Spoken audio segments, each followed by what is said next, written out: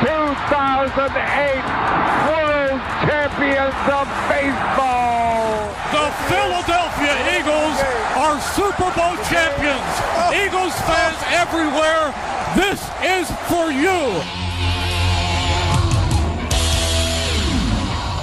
Now entering the game for Philly Pressbox Radio, Bill Furman and Jim Chet Chesko.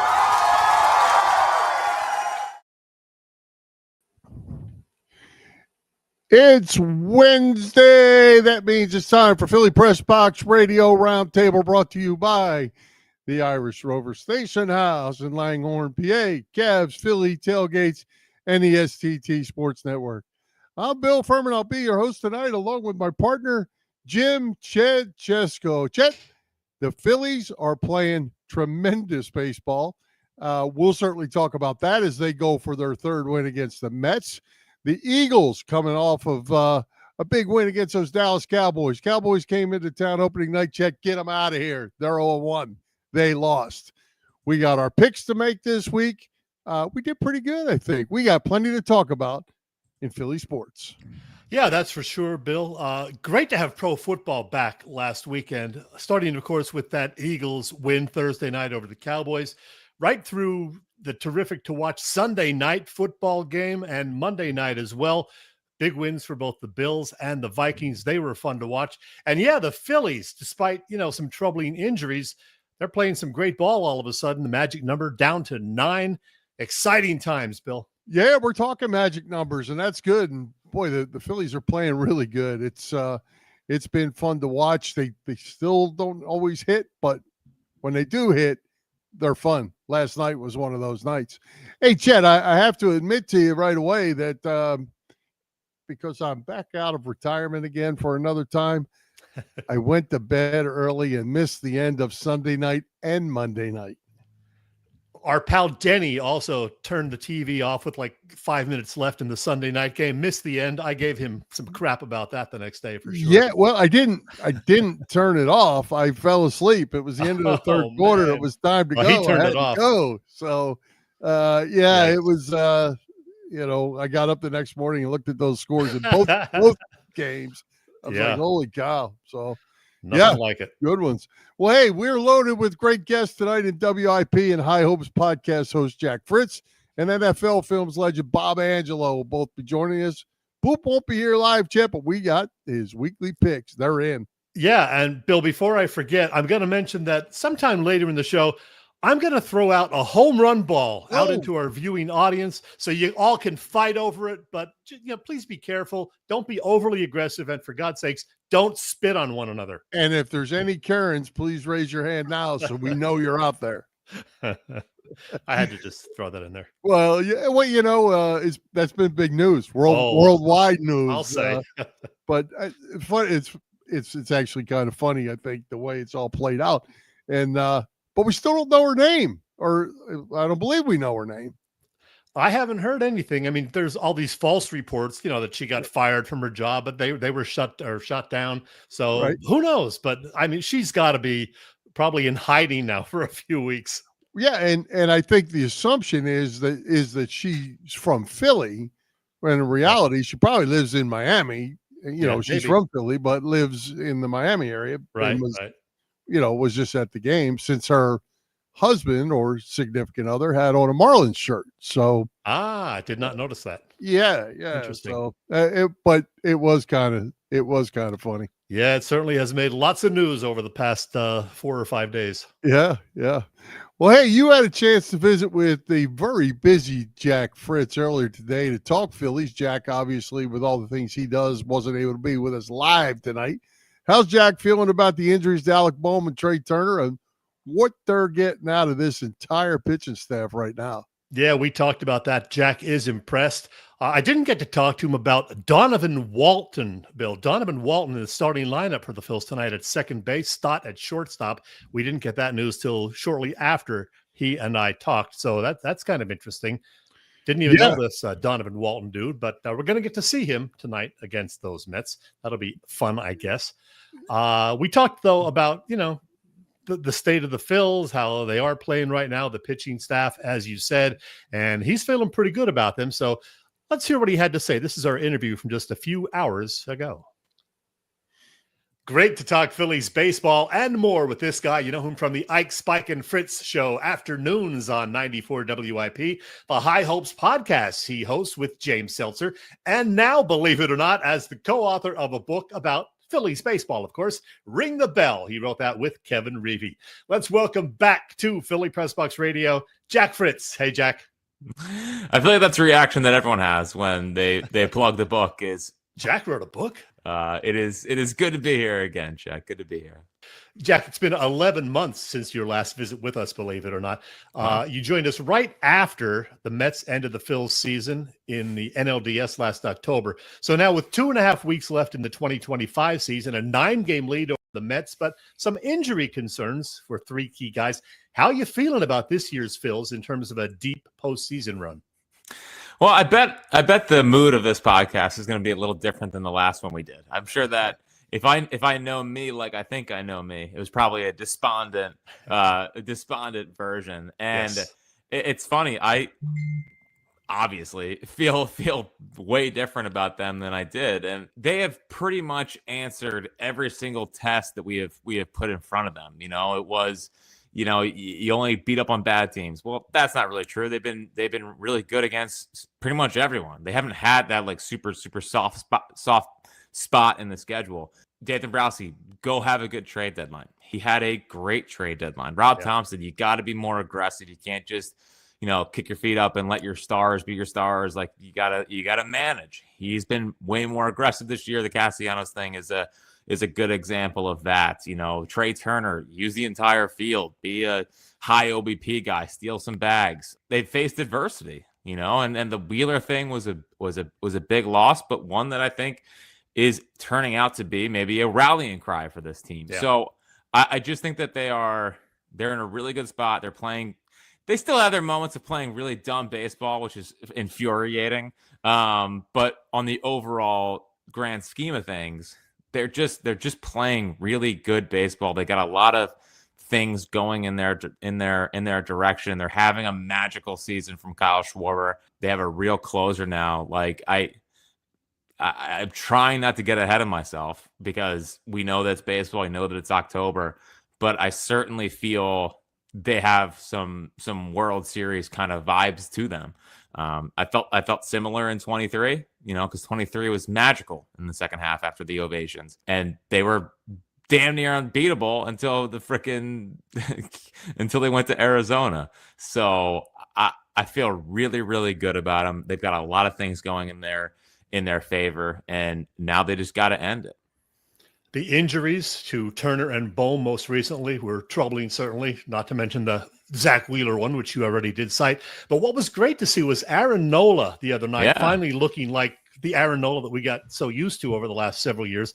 Where will he fit in the postseason? Might he still be a second or third starter, or is it still too soon to say that? Well, the nice part is that they have, like, every single one of those guys has stepped up with Wheeler going out.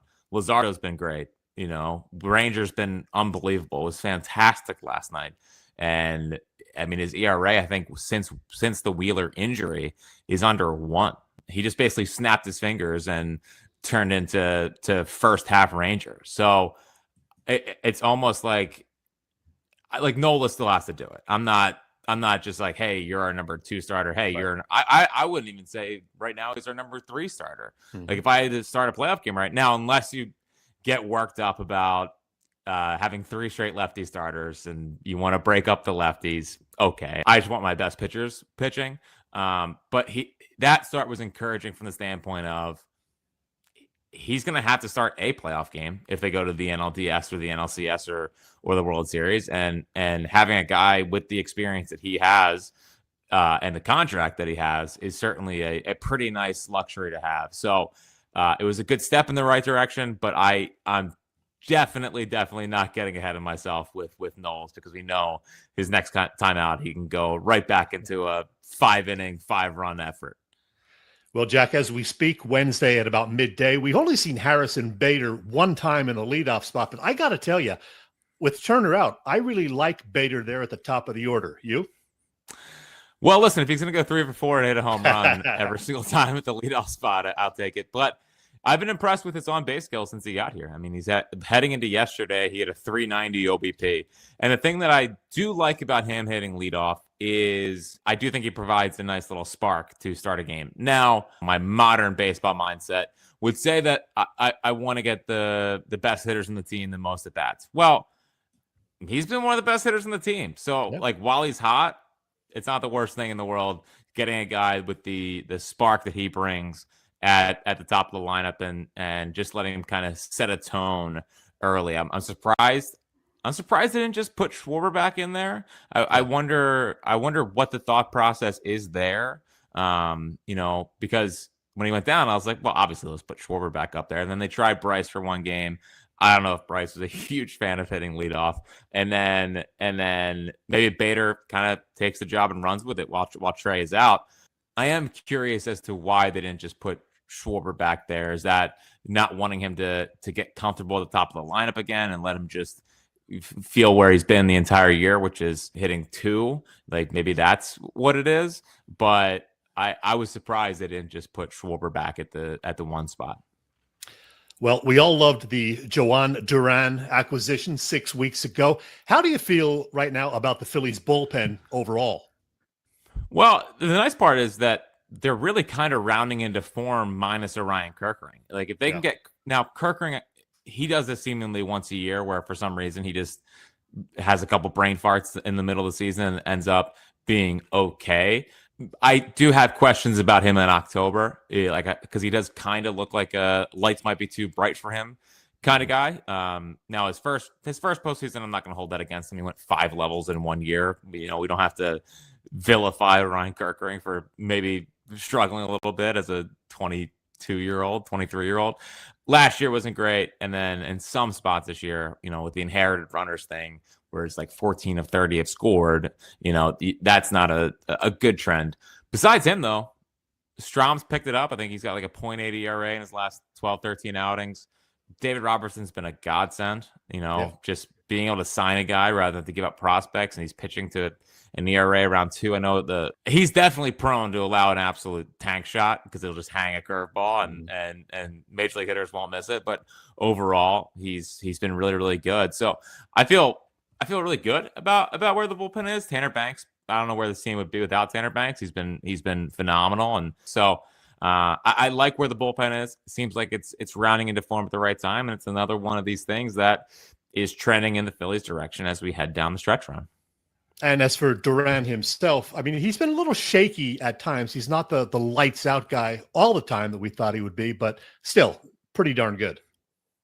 Yeah, listen, I'm surprised at some of the contact he gives up. He's one of those guys that seems like his 100 is hittable, which is crazy, given that 100 used to be like rarefied air for these guys.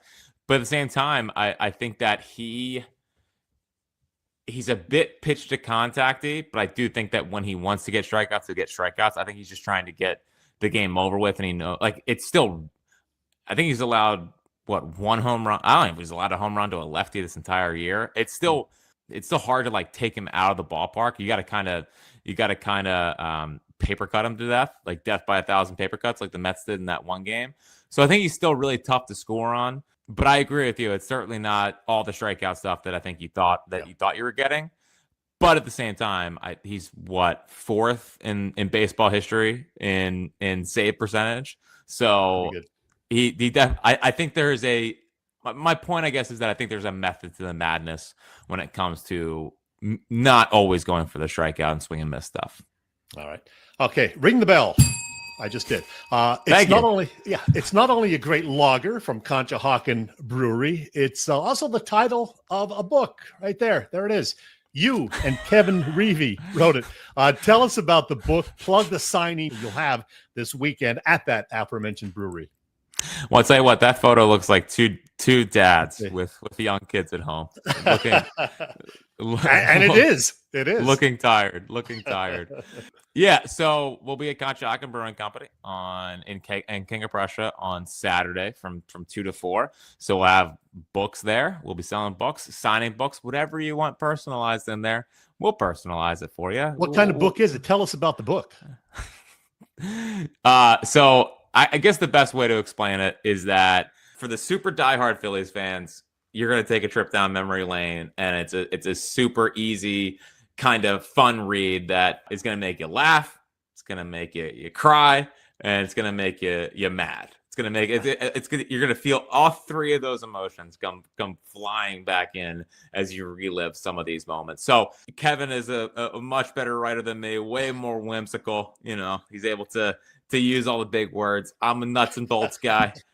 I'm just I write how I talk. So it's like two different kind of styles, but to me, it's a fun encyclopedia. I don't think it's not like a boring, like on this day in 1984, the Phillies, like it's none of that. It's written with emotion. It's written from our heart. And one of the things that I think we kind of said was it's a love letter to the franchise. Like, we love the Phillies, and I guess this is our way of kind of professing that love. So I think if you read it, I think you'll have fun. It's not a hard read. It's pretty simplistic, but now that it's done, it was a lot of fun to write. In the process of writing it, being up at 5 a.m. every day for like 3 months so that I could get it done before Walker got up.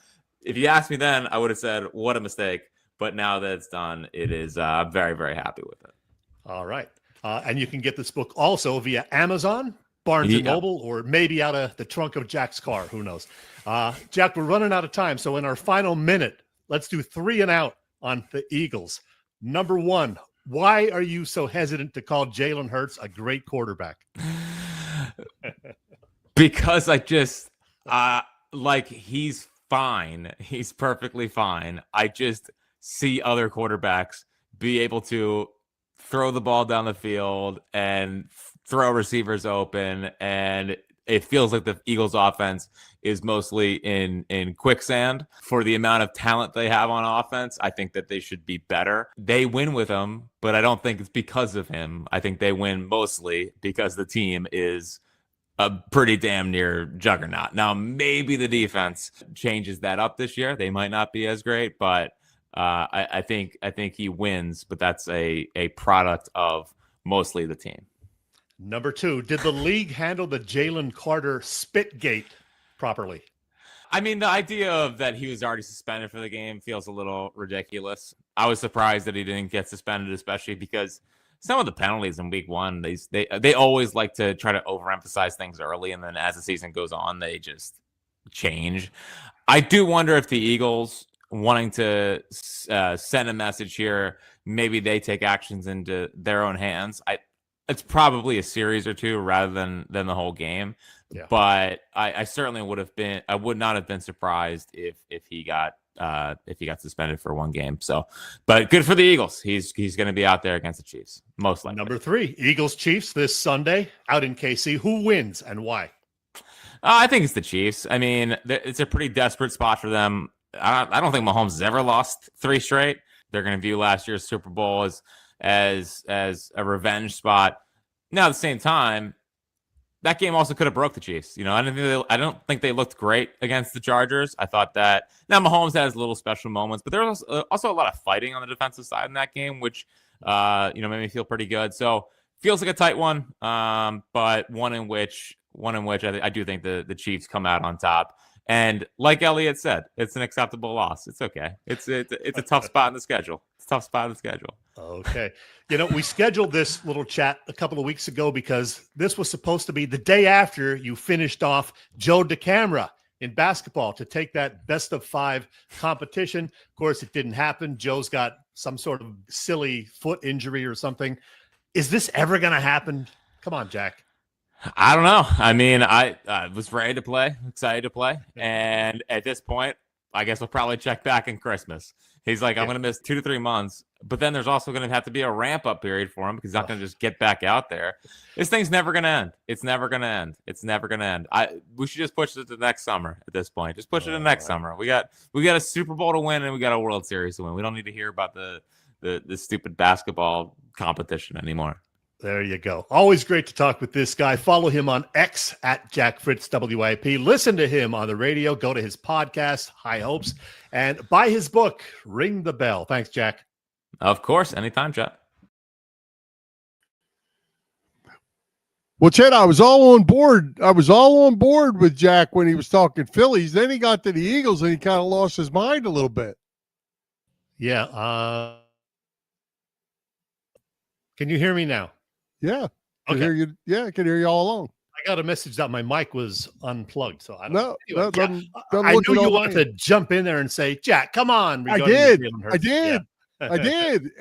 And I was going to mention to you, and we don't have a ton of time, but I was going to mention to you about that Elliott Shore Parks comment. Acceptable loss Sunday, perhaps? Acceptable loss that got the ire of one Ike Reese on the radio. There is no such thing as an acceptable loss, I don't think. I know how you feel about that, Bill, so I totally understand, believe me. Yeah, and I would have liked to follow up with him about Jalen Hurts. Was he talking about last week, or was he talking in general? I think he just means in general, because so the guy that went to 2 Super Bowls isn't good enough, and the guy that pretty much single-handedly put his team on his shoulders last Thursday night to win that game, he's just not good enough. Well, he's good enough to do it, but as far as the quarterback himself, Jack just puts, Mahomes and some of these other guys, Josh Allen, Jackson, above him. So it is what it is. A lot of people seem to have that opinion, including many so-called experts. Well, putting him not above those guys,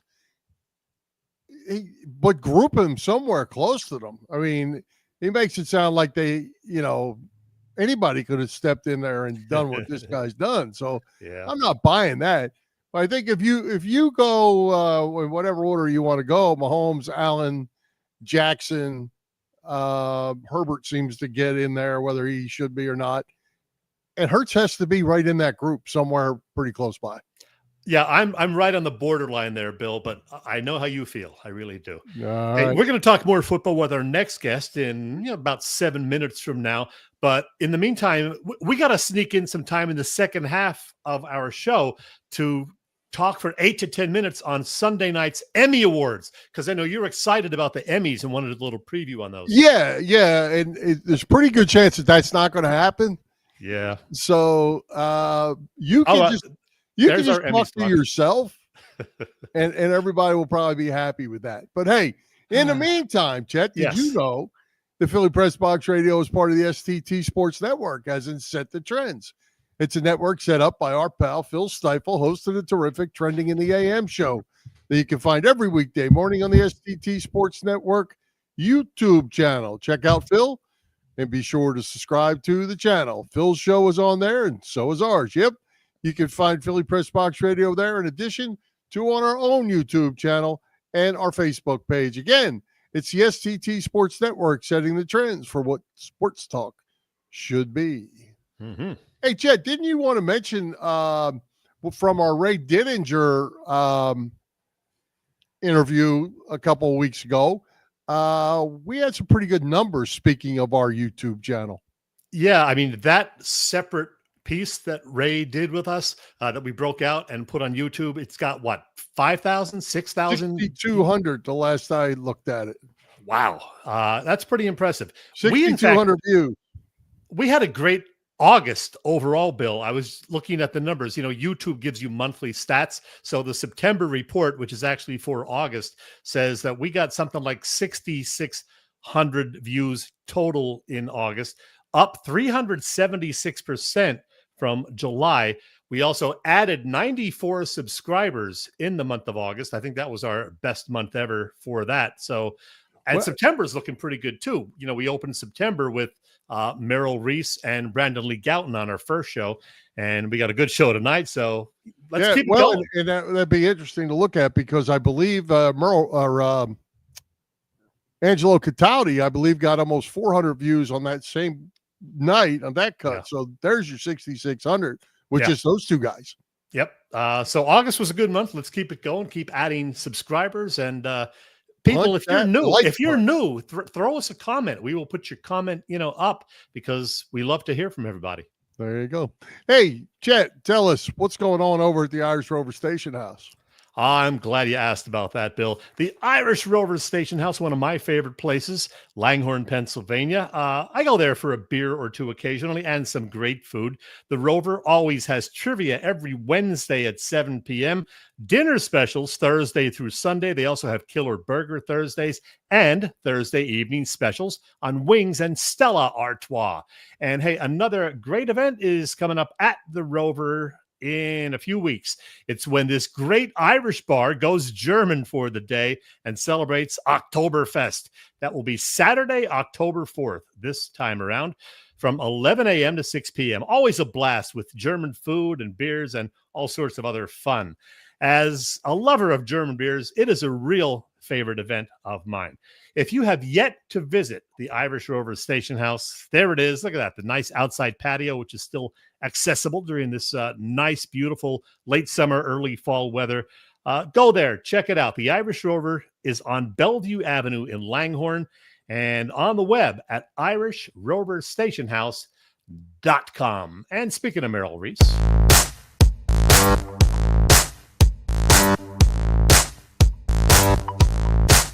hi, football fans. This is Merrill Reese, and you're listening to Bill and Chet on Philly Pressbox Radio. It's good!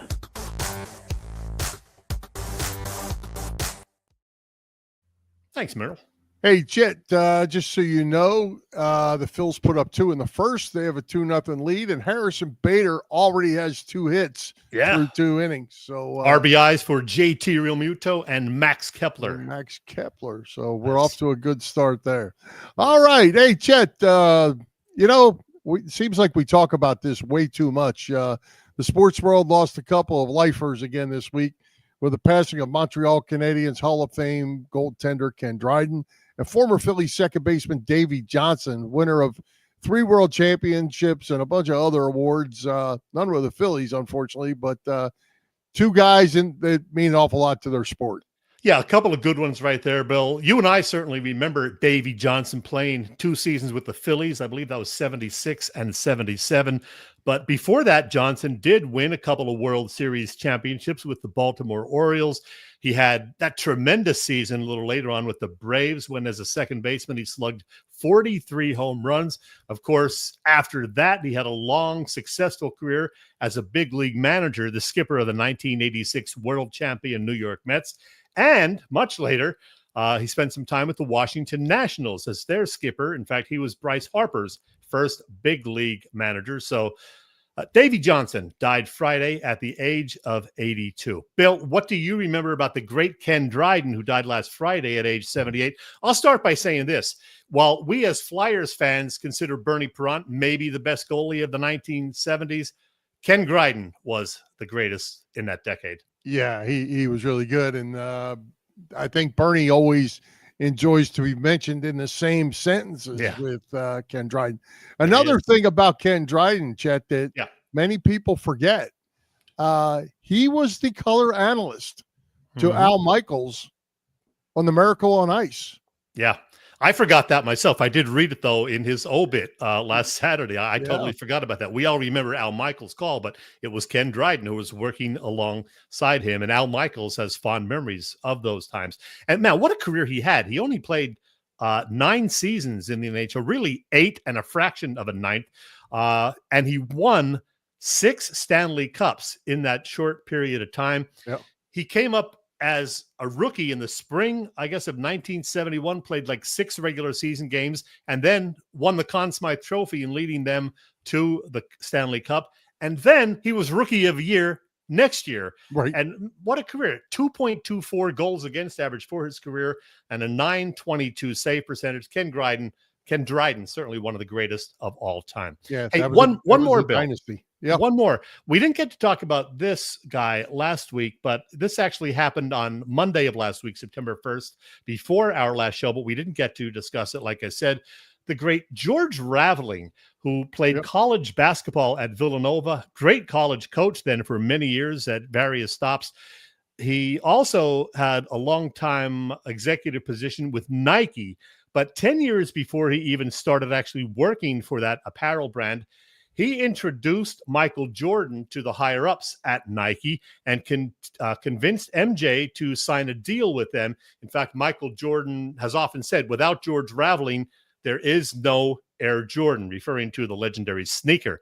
George Raveling died last week at the age of 88. Yeah, and a legend, a basketball legend to the old timers like us and beyond. Hey, Chet, what could be better than a September of Phillies baseball and Eagles tailgating with the best tailgaters in Philadelphia, Bob Cavanaugh and the gang of Cavs Philly tailgates? Yeah, Cavs been cooking up a terrific catering business for some 35 years. You know them for their tailgate parties. Cavs is a 3-time winner of Philly Tailgate's Jack Daniel's Great American Tailgate Party Contest. And boy, do they have events coming up. Of course they do, because it is football season. So they have tailgates before all of the Eagles home games. That includes the Eagles-Rams contest on September 21st, and before October games then against the Broncos and Giants. I'll be at that Giants game, plus all future home games. Get details on all upcoming events at Cavs' website, phillytailgates.com. And if you have questions, you can email them at cavscatering@verizon.net. Cavs Philly Tailgates is the way to go. Hey, Chet, football season is here. That brings back our old friend, NFL Films legend, another lifer, Bob Angelo. Yeah, Bob is here. He's been hanging out in the waiting room, enjoying our antics, I guess, but let's get him on. Let's get to it. Let's welcome Bob Angelo back to Philly Pressbox Radio. There he is. There he is. Hey, Bob. Hi. How are you guys? Great to see you, Bob. Football season. It is football season, my favorite time of year every year. Me too. Yeah, we knew that. We know you from the NFL Off Camera. That's this book right here, which you put out 2 years ago.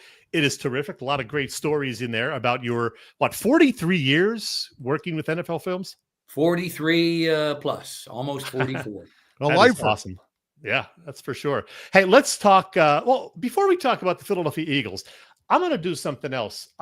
When I talked to you last week, we were out together at a local establishment, shall we say. Okay, it was Splits. It was Splits down in South Jersey. Boop's old hangout. We had a good time. Beverages. Yeah. And you showed me on your phone a picture from the last day that you worked with NFL Films. It was covering Super Bowl 52. And I'm going to find that picture, and here it is right here. So what is going on right here? This was right before a pretty important play of that football game. Well, Doug's got his head down examining his play sheet, and the quarterback, I'm blanking on his name now. The quarterback was on his way over. Nick Foles. Nick Foles was on his way over. I was watching Nick approach. When he got there, he said, "What about Philly?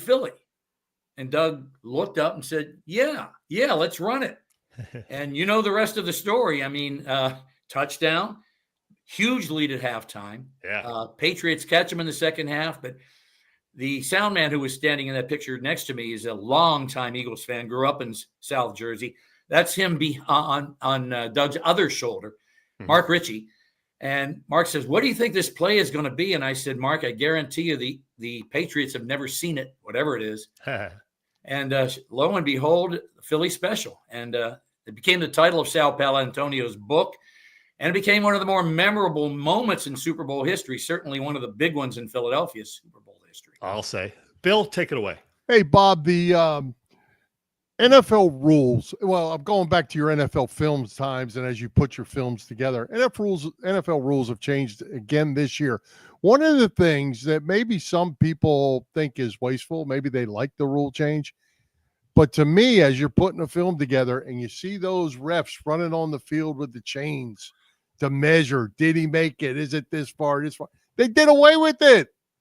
I have no problem with that. It's so imprecise. And chains are chains are chains. There are people handling those chains on the sideline. One little mistake over there, and when they bring that thing out, there's no guarantee that it's going to be put down right. And it speeds up the game. The game is slow enough as it is. I have no problem with that, especially when they can get an accurate picture of where the nose of the football actually advanced. They can do that from the network cameras with the same technology that gives you the yellow lines. So for that reason, why not? Keep those guys over there. Some of the people bringing those chains out look like they have not been in a weight room for years. They don't have to be. Have just been eating nothing but mashed potatoes and gravy. Oh, so I mean, I miss the suspense. Let them remain on the sideline. I like innovations that speed things up. Baseball has improved its whole situation. Handful of pretty simple changes. And awesome. I'd like to see the NFL keep pace. Hey, Bob, let's talk a bit about the current Philadelphia Eagles. I asked you 8 or 9 days ago for your prediction about this Eagles season, and I'm going to put up what I found from the 19 or 20 guys that I did survey. You were one of just 3 folks who saw them going 13-4. You know they have a tough schedule, and everybody's going to be gunning for them, but you obviously think pretty highly about this Birds team. Why is that?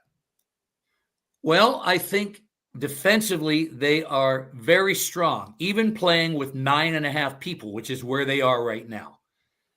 Here's what I saw against Dallas last week. I was optimistic that they could blow the Cowboys' doors off. I really expected kind of a big win. I thought maybe Dallas would score early. Eagles would then just kick their butts, and not so much. Yeah. Here are the reasons. No pass rush. Pressures, but pressures don't distract someone like Dak Prescott when he's got receivers such as C.D. Lamb running open. No pressures, which, of course, led Howie, to get on the phone this week and bring in, forget his name, Davarius? Something like that. I know who you mean. Yeah, and he's a pro. And they paid him a pro salary to come in for one season. Davarius, hold on here. Davarius Smith. Zadarius Smith. He's made the rounds in recent years, but he's still a pass rush talent. And one of those edge rushers for hire who are still waiting out there, waiting for that phone call. I approve of that move. Number 2 would be coverage. That's the big area. Kaylee Ringo flunked his test in preseason with Jamar Chase. Adoree Jackson is, according to Vic Fangio, hanging on. I really think that Jacorian Bennett, am I saying that right? Yep. Who was picked right before Kaylee Ringo, might be the best option of all. But when you see C.D. Lamb running in the open field, running clear of even Quinyon Mitchell last week, and had of even C.D. Lamb last week. I'm sorry, running free of Quinyon. I'm thinking we've got a problem here. I don't know that they have the solution on their roster right now. It was there. Isaiah Rodgers got away, and that is on Howie Roseman. He blew that one. That wouldn't have cost him that much to keep him from going to Minnesota. He was groomed to take over for Darius Slay and played a lot last year in Darius's place when Darius left the game with various minor injuries. And in case Eagles fans are still thinking, well, big play Slay, they shouldn't have let him get away. Did anybody see the New York Jets turn him into toast last week? I mean, he man coverage way behind that receiver. Easy touchdown. I told my friends in Pittsburgh, where do you see this stiff? I mean, there was a time when he could play very well, but big play Slay's days are gone. He'll never be that person again. Isaiah would have been. So that gets me to the fact that the Cowboys ran right through the Eagles' run defense. I'm concerned about the defense, and I'm sure you have something you follow up there. Well, I was going to ask you what you thought of the play of the rookies from the linebacker spot. Both of those guys played pretty well. Jihad Campbell is the real deal. What I'd like to see a little bit more, even in Fangio's defense, is I'd like to see him rush the quarterback from various places, through various gaps. But the man can play. He ran 30 yards with that tight end to deflect that ball, to knock that ball away on what could have been a big catch down the seam. And, of course, Zach Bond picked up exactly where he left off last year. That is Howie's best move in the offseason, recognizing that off-ball linebackers matter in modern NFL defenses, especially in one like Fangio's, where they have to drop into coverage often. And bird dog people, it's called tracking them until the safeties put the cap on the top of the pattern. And, of course, Bond, no one's quicker to the sideline. And he's just – so inside linebackers played exceedingly well. Other people played well, kept the Eagles in the game until they finally figured things out. And this came around in the second half. You could see the coverage scheme starting to click in. Even Makuba was keeping up with them by then. And, optimistic going forward. Well, week one saw the Eagles offense targeting Devontae Smith just 3 times, all of those very short passes. A.J. Brown only once. That was in the fourth quarter, an 8-yard gain. And now we hear that Dallas Goedert has a little bit of a knee sprain. Don't know his status yet for this coming Sunday. Do the Eagles need to get these guys, the wide receivers, more involved going forward? Yes, absolutely. I read a comment this week, I believe it was Kevin Patullo, saying, we don't want to force the ball to these guys. What in the hell is wrong with the Eagles? You're not forcing the ball to men who are making this many $1 million between them. They might be the best wide receiver tandem in football. Don't think of it as forcing, Kevin. Think of it as game planning to use your assets. Game planning to use 2 men who have the ability to get open, catch the ball when it hits them in the hands, and then afterwards, yards after catch. Run with the ball when they have it in their hands.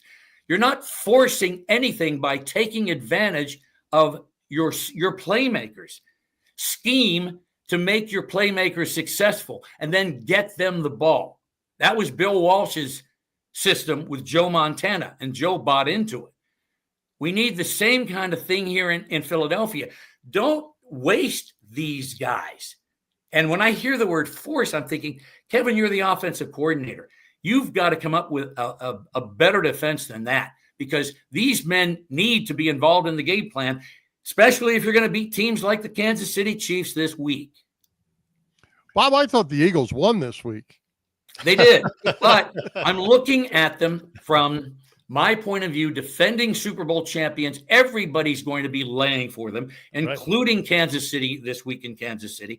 I heard your previous guest say, Andy Reid teams don't lose 3 games in a row. Well, I think they're going to lose. I think the Eagles are going to beat them because Xavier Worthy will not play because he ran into his tight end. And he took, Tay-Tay's boyfriend or fiance took full credit for that. Yep. The other gentleman is, he's out for 6 weeks. What's his name? The other wide receiver? Yeah, the other dude's out for 6 weeks. I mean, it's I wrote it down here somewhere. There it is. Rashee Rice. So I didn't hear he was out for 6 weeks. Wow. Oh, yeah, suspended. So, I mean, you've got all their speed not playing this week. Yep. Hollywood Brown is their only deep threat. Now, if Hollywood Brown can duplicate some of the routes that CeeDee Lamb ran, Eagles might have some trouble. And I'd hate to see them get one of those quick 7-point scores that kind of tilts the field there in their favor. But I don't see how the Chiefs are going to score more than the 20 points that they got against the Eagles in the Super Bowl in garbage time when the game was already decided. On the other side of the ball, and this is for Kevin Patullo, if you think you're going to beat the Eagles by running Saquon Barkley between the tackles all night, think back to the Super Bowl. They've got a pretty good defensive coordinator there as well. And Spagnuolo will do the same things that he did in the Super Bowl again this week. So, yes, the Eagles are 1-0. Yes, they are Super Bowl champions. I'm just looking out for their welfare. I want to see them win football games. And I think they can. That's why I said they can win 13 games this year. Yes, it is a difficult schedule, but the Eagles roster is loaded, except for the other cornerback position. And I have no idea how they're going to fix that here in the middle of the season. I heard that they brought in that journeyman Hilton, who did time with the Steelers and the Browns. But again, we're talking about a gentleman in his late 20s, early 30s, probably early 30s. And I don't want to see him take over the slot corner role. I mean, I happen to think that Cooper DeJean plays that beautifully. Don't mess with what's working. Figure out how you're going to, I've also heard Avante Samuel Jr.'s name mentioned. I don't know how they're going to fix that, but that's a mess. And so my concerns are this year's team. Hey, Bob, what did you think with how that game played out, the play of Jalen Hurts? Obviously, they did shut down Barkley, or that was their goal, and they did a decent job at it. Jalen made some big plays. Which game now? Dallas or Kansas City? Super. Dallas game's in the rearview mirror. Good. I thought that the Eagles' offense without Jalen Hurts would have been pretty lost. Now, what I want to see is more opportunities for Jalen to get the ball to his playmakers, and not just on bubble screens, not just on swing passes, not on quick outs to Dallas Goedert if he plays or not. Right. And we're used to Dallas Goedert not being in the lineup. Yeah. He's missed a lot of games. I want to see that guy, Devontae Smith, catch passes in space and run after the catch. I want to see his teammate, A.J. Brown, do the same thing. One target for A.J. Brown last week. What in the hell is wrong with you, Kevin Patullo? No. Get the ball to your playmakers. He's one of your playmakers. He's a big, strong man whose safeties don't want to hit. I mean, he can catch the ball on the run at full speed and get 10 to 12 more yards, dragging people with him. I'm liking our chances against Kansas City. I don't think it's going to be a blowout like Super Bowl 50 or 59 was. But I do think the Eagles have the better roster, certainly are in better shape right now because of the situation with both speedy guys in Kansas City's offense being unavailable to them. And when I say unavailable, I mean Xavier is still day-to-day, but he's not going to play. He's got a separated shoulder. If he plays, he'll catch one ball. It'll get re-separated, and he'll miss the rest of the season. So I think Andy will be smart enough to hold him out this week. But it's going to be a tough game. Spags versus Fangio. I want to see Kevin Patullo rise to the occasion with his game plan. I want to see Nick Sirianni allow his game plan to go forward. And I want to see the Eagles win the damn thing with, of course, Mr. Spit right in the middle of it. Yes. Hey, Bob, we could talk Eagles for another 2 hours with you, but I need to get your take on my alma mater. I'm talking, of course, about those number 2 ranked Penn State Nittany Lions, a couple of blowout wins to start the season against a couple of lightweights, and probably another one this Saturday when Villanova goes to Happy Valley. But then after a bye week, it gets real. The Big Ten schedule opens up with a matchup against Oregon. So how good are Drew Aller, Katron Allen and company, and are they a legitimate championship contender? Yes, they are. However, again, I'm going to point to the flaws that I saw.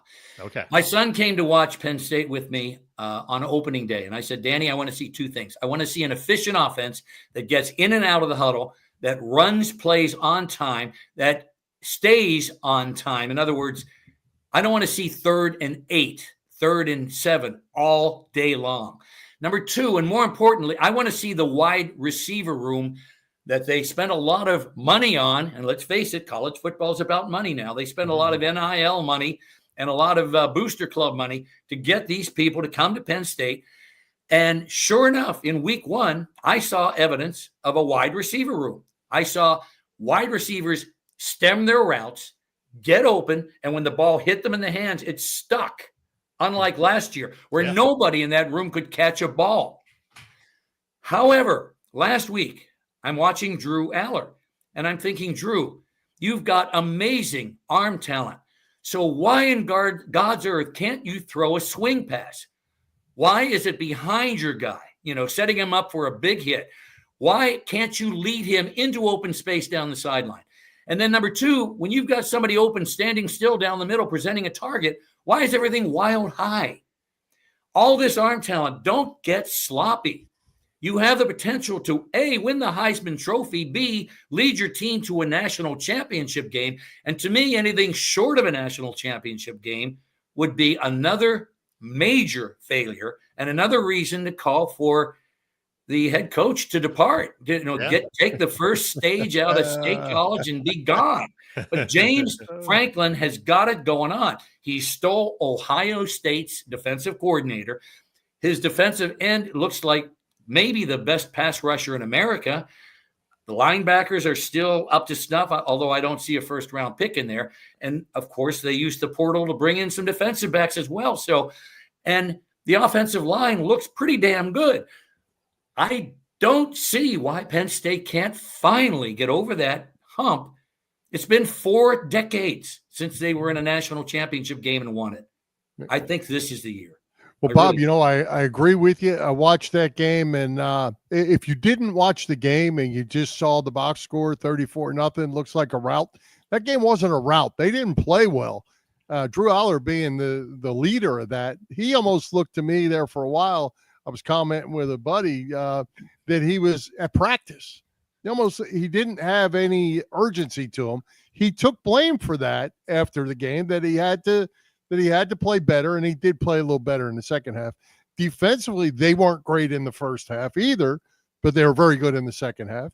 And the wide receivers that you mentioned, they had some trouble getting separation early in that game as well. So definitely a lot of room to improve for that bunch, and doing it against Villanova isn't the answer. Agree on all 3 points. And Villanova is just another JV game. Right. And, but Oregon's coming into a whiteout. However, again, Oregon lost a lot of people, but they've been busy in the portal and they've been busy acquiring new talent. It's going to be a great game. A 10-point advantage in Nittany Valley at night with that kind of noise. Yeah. It's a factor. It'll be full. It seats 107. They'll have all day to get loaded, and they will come in there ready to partay down and watch their Lions beat the defending Big Ten champs. And I think they will. Beyond that, it all comes down to that one game at the Horseshoe with Ohio State again. And, as a long-suffering Penn State fan, Chet, you and me, I'm class of 74. I live and die with Penn State football, and gosh, I really think they've got a shot this year. I say that every year, but this year, much like they did in 1986, when the linebacker, I forget his name now. Shane Conlon? Yes. He rallied them. He said, guys, let's all come back. And because we have a chance to win this thing next year. And Conlon got them all to come back, and they did, and they beat Vinny Testaverde. And that was 4 decades ago. Yeah. It's time, James Franklin. It's time, Penn State. Bob, we got to wrap it up. Thank you so much. We are going to do this again later this season to talk about both Penn State and the Eagles, if that's okay with you. I'll be there. All right. Thanks, Bob. Thanks, buddy. Appreciate you, man. See ya. Bye-bye. All right, Chet. Great guest tonight in Jack Fritz and Bob Angelo. Who's coming to Philly Pressbox Radio next week? Well, Bill, I will actually be off next week. So you are going to handle the show.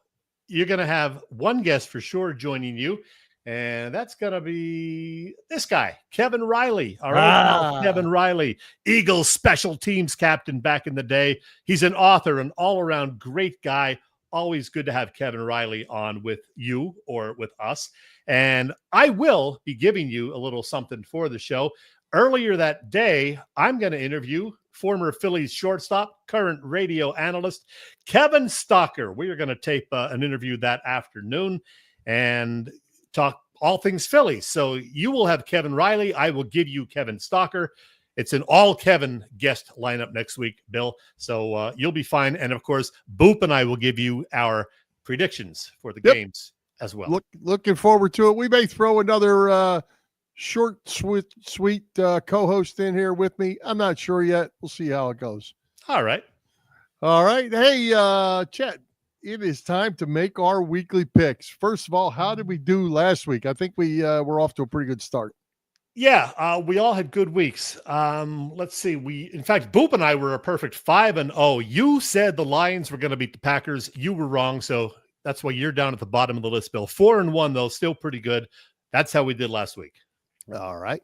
So just to clarify how we're making our picks this year, we'll be picking 5 games, 5 winners, no point spreads, always the NFC East games, always the Sunday Night Football game, and we throw in an additional game as needed to get to the 5 games. That's where that Lions-Packers game came in last time. So are you ready? I'm ready. Let's do it. Okay. We have Boop's picks in hand. You haven't read them yet, I don't think. You usually I have don't. not. I printed them out, didn't read them. Okay. So we have Thursday night, Washington at Green Bay. Packers -3.5. Who you like? Who's Boop like? Whoa, I almost knocked the whole entire laptop over. Let's see. I'm trying to get organized here. I got all sorts of things going on. Which game are we talking about? Washington, Green Bay. Aha. Okay, here's what Boop says. Until we get to November 10th, it looks like the Eagles and Green Bay will be 1-1A in the NFC. His pick is the Packers. My pick, of course, is also the Green Bay Packers. My pick is Bob Moser. What did he say? Oh, We'll come win on. it Get again out of this here. year. That'll Get be out of here, Bob. Bob Moser. I'm taking the Packers as well. All right. The Giants at Green Bay. These are Sunday games. Cowboys. Giants, Cowboys. -5.5. I say, all right. Giants. I'd say. You said Green Bay, but that's okay. Oh, Giants at Cowboys. Yes, Giants at Cowboys. We saw enough from Dallas last week to know they will win this. This is according to Boop, which means basically they will show up and wear pads. Boop's pick is the Cowboys. Yeah, I got to go Dallas in this one also. I'm more thinking we saw enough of the Giants to know that the Cowboys are going to win that game. We got to take Dallas. All right. Chicago at Detroit. Lions -5.5. Detroit did not play well in that loss to Green Bay. The Bears played really good against Minnesota for 3 quarters. Lions 5.5 favorites at home. Yeah, Bears got to go on the road now after a Monday night game. Detroit goes to Baltimore, which makes this either a trap game or an easy win. His pick goes to Baltimore. Yeah, I believe that means the following week. Oh. He's talking about the following week. So, Okay. yeah, Boop is wondering whether this may be a trap game or just an easy win. His pick is the Lions. And, yeah, my pick is the Lions, too. So far, we match, Bill.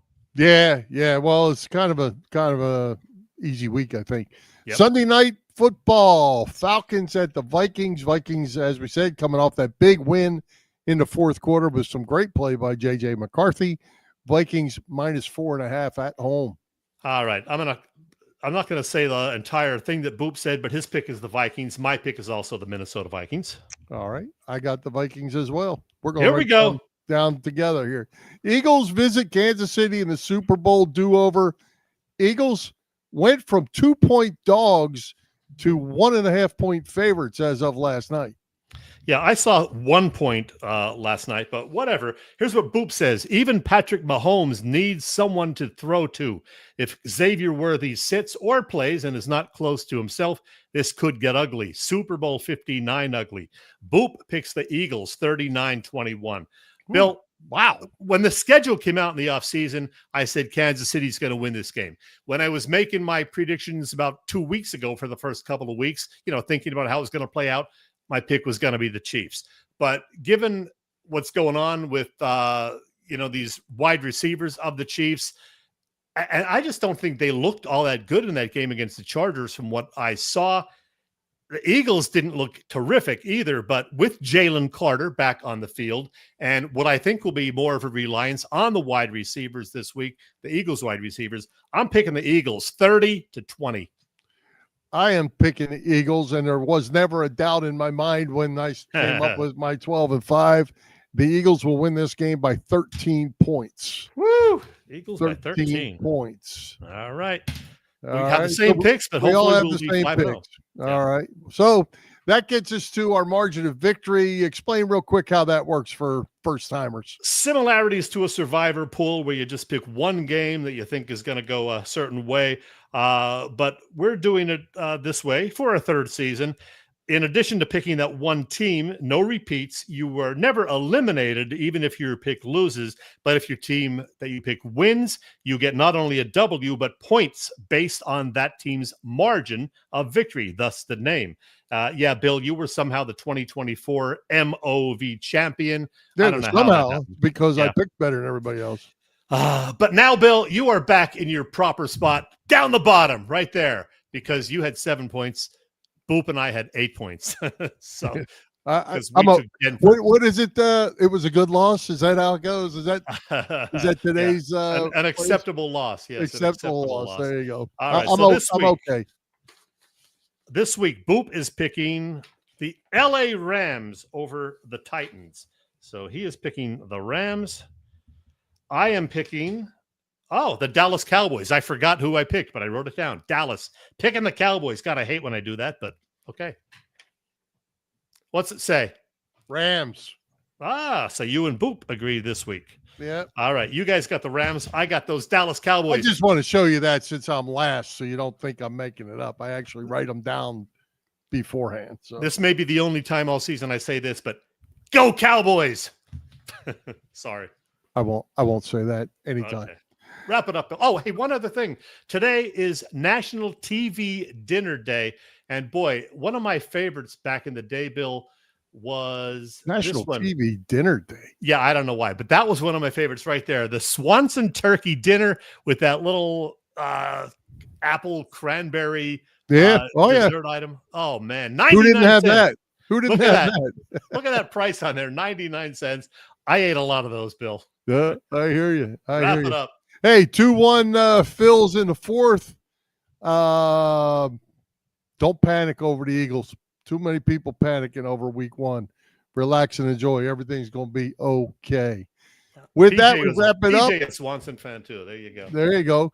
Let's thank tonight's special guests, Jack Fritz and Bob Angelo, our sponsors, the Irish Rover Station House, Cavs, Philly Tailgates, and PPCC 118 Raz Room. For Jim Chet Chesko, this is Bill Furman. We hope you enjoyed the show. We'll join Philly Pressbox Radio next Wednesday, September 17th at 7 p.m. You can see us live on Facebook and on our Philly Pressbox Radio YouTube channel and on the STT Sports Network YouTube channel, and listen on Apple Podcasts, iHeartRadio, and all the others. High hopes, Philadelphia sports fans. Let's go Phillies and go Birds. High hopes,